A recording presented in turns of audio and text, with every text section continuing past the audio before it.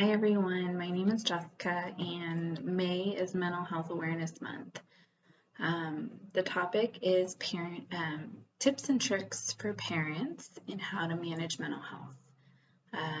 I am a mother of two. I'm also a working mom, so managing mental health is very important for me.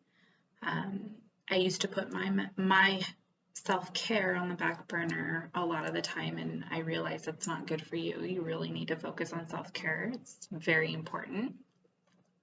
So recently I adopted going to the gym. It's not just any gym, because I need to be held accountable. And so I go 5 days a week, and really I was not a believer of the gym. I would go for a little bit and then slack off and just not go anymore. But I go and I've committed, and I've seen such a huge improvement with just my physical wellness, and I sleep better, I eat better. Overall, it makes me a little bit happier, or a lot happier. I really like to cook for people. I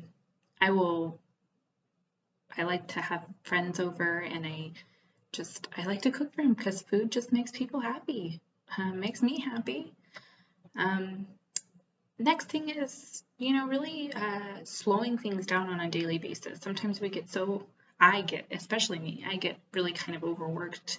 I overwork myself, like I want to do this or that, or I'm overwhelmed, and I just gotta take a step back and it's okay, and you're gonna be fine, and whatever the case may be. So I just kind of have those moments where I gotta talk to myself, relax, and those moments are important for my mental health.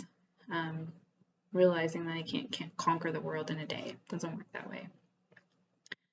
So those are a little bit of things for me that I like to do to manage my mental health.